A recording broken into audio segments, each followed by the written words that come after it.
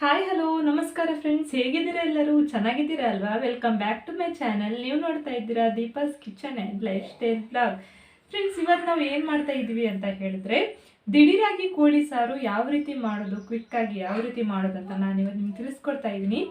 ಸಡನ್ನಾಗಿ ಮನೆಗೆ ಯಾರಾದರೂ ನೆಂಟರು ಬಂದರೆ ಕೂಡಲೇ ಬೇಗನೆ ಈ ಕೋಳಿ ಸಾರನ್ನು ನಾವು ಮಾಡ್ಕೋಬೋದು, ಸುಲಭವಾಗಿ ಮಾಡ್ಕೊಳ್ಬೋದು. ಇದನ್ನು ಯಾವ ರೀತಿ ಮಾಡ್ಕೊಳ್ಳೋದು, ಇದಕ್ಕೆ ಏನೇನು ಸಾಮಗ್ರಿಗಳು ಬೇಕು ಅಂತ ನಾನು ಇವತ್ತು ನಿಮಗೆ ತಿಳಿಸ್ಕೊಡ್ತಾ ಇದ್ದೀನಿ. ಮತ್ತು ಇನ್ಯಾಕೆ ತಡ ಮಾಡೋದು, ನೋಡ್ಕೊಂಬರೋಣ ಬನ್ನಿ ಫ್ರೆಂಡ್ಸ್. ನಾನಿಲ್ಲಿ ಕೋಳಿ ಸಾರು ಮಾಡೋದಕ್ಕೆ ಒಂದು 10ರಿಂದ 15 ಮೆಣಸು ತೊಗೊಂಡಿದ್ದೀನಿ. ನಮ್ಮ ಕೈಯಲ್ಲಿ ಒಂದು ಮುಷ್ಟಿ ಆಗುವಷ್ಟು ಕೊತ್ತಂಬರಿ ತೊಗೊಂಡಿದ್ದೀನಿ, ಒಂದು ಮುಷ್ಟಿ. ಆಮೇಲೆ ಒಂದು ಸ್ವಲ್ಪ 1-2 ಸ್ಪೂನಷ್ಟು ಹಾಕ್ಕೊಂಡಿದ್ದೀನಿ.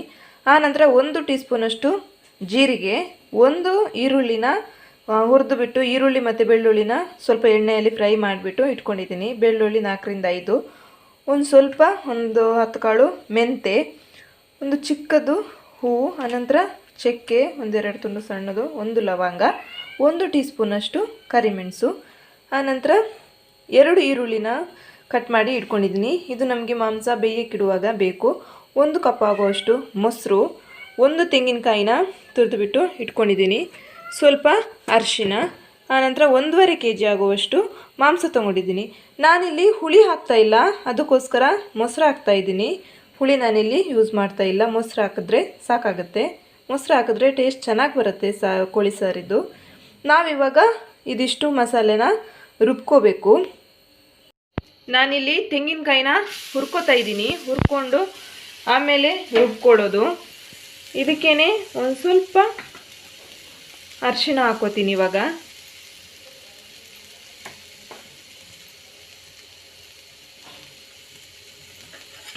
ಇದನ್ನು ಚೆನ್ನಾಗಿ ಹುರ್ಕೊಳ್ಬೇಕು.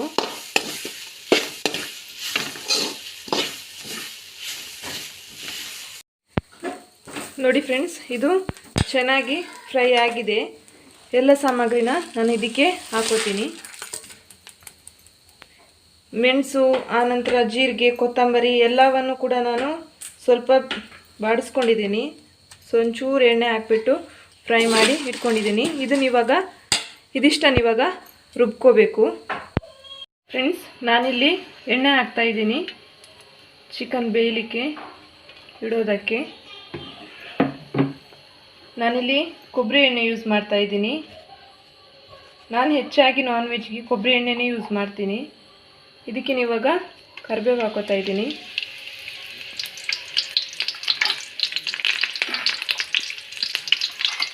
ಆನಂತರ ನಾವು ಕಟ್ ಮಾಡಿ ಇಟ್ಕೊಂಡಿದ್ದಂಥ 2 ಈರುಳ್ಳಿನ ಹಾಕೋತಾ ಇದ್ದೀನಿ.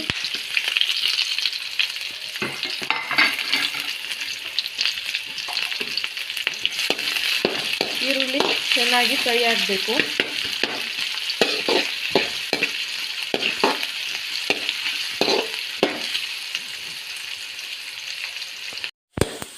ಫ್ರೆಂಡ್ಸ್, ಇದು ಈರುಳ್ಳಿ ಚೆನ್ನಾಗಿ ಫ್ರೈ ಆಯಿತು. ಇದಕ್ಕೆ ನಾನಿವಾಗ ಮಾಂಸ ಹಾಕೋತೀನಿ.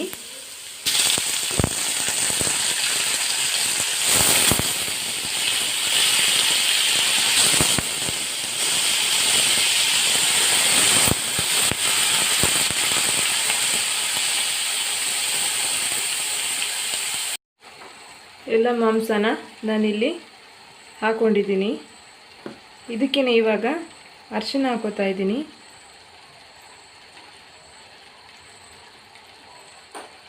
ಆನಂತರ ಉಪ್ಪು ಹಾಕ್ತಾ ಇದ್ದೀನಿ,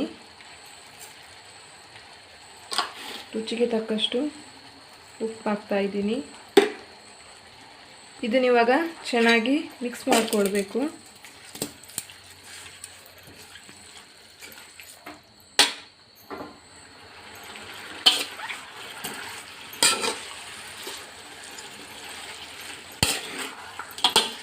ಫ್ರೆಂಡ್ಸ್, ಇದಿಲ್ಲಿ ಎಣ್ಣೆಯಲ್ಲಿ ಚೆನ್ನಾಗಿ ಫ್ರೈ ಆಗಿದೆ ಚಿಕನ್. ಇದಕ್ಕೆ ನಾನಿವಾಗ ಮೊಸರು ಹಾಕ್ತಾ ಇದ್ದೀನಿ.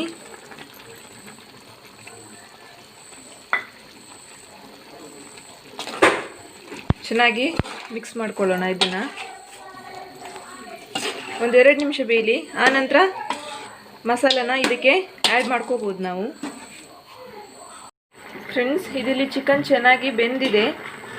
ಇದಕ್ಕೆ ನಾನಿವಾಗ ಮಸಾಲೆನ ಹಾಕ್ತಾ ಇದ್ದೀನಿ. ಸ್ವಲ್ಪ ಮಿಕ್ಸಿ ಜಾರ್ಗೆ ನೀರು ಹಾಕ್ಕೊಂಡು ಉಳಿದಿರೋ ಮಸಾಲೆನ ಇದಕ್ಕೆ ಹಾಕೋತೀನಿ.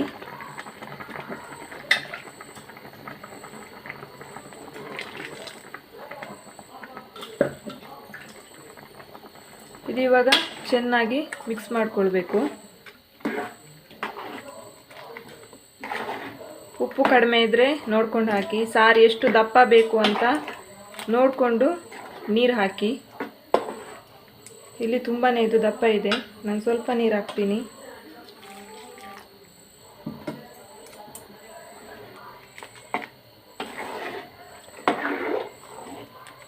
ಇದು ಇನ್ನೂ ಒಂದು 5 ನಿಮಿಷ ಇದರಲ್ಲಿ ಮಸಾಲದಲ್ಲಿ ಸ್ವಲ್ಪ ಬೇಯಲಿ. ಇದು ಇವಾಗ ಚೆನ್ನಾಗಿ ಕುದ್ದಿದೆ. ನಾನು ಗ್ಯಾಸ್ನ ಆಫ್ ಮಾಡ್ಕೋತೀನಿ. ಇದು ಇವಾಗ ಆಯಿತು, ಸರ್ವ್ ಮಾಡ್ಕೋತೀನಿ ನಾನಿವಾಗ. ನೋಡಿ ಫ್ರೆಂಡ್ಸ್, ಕೋಳಿ ಸಾರು ರೆಡಿ ಆಯಿತು. ಎಷ್ಟು ಚೆನ್ನಾಗಿ ಬಂದಿದೆ, ನೀವೇ ನೋಡ್ತಾ ಇರ್ಬೋದು.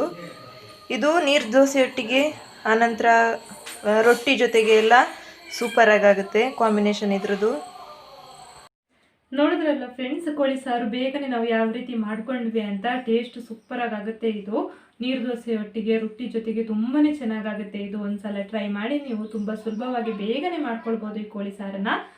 ನೀವು ಟ್ರೈ ಮಾಡಿ ಅಂತ ನಾನು ಹೇಳ್ತೀನಿ. ಎಲ್ಲರೂ ತುಂಬಾ ಇಷ್ಟಪಡ್ತೀರಾ. ಇವತ್ತಿನ ನನ್ನ ವಿಡಿಯೋ ನಿಮ್ಮೆಲ್ಲರಿಗೂ ಇಷ್ಟ ಆಗಿದೆ ಅಂತ ಅನ್ಕೋತೀನಿ.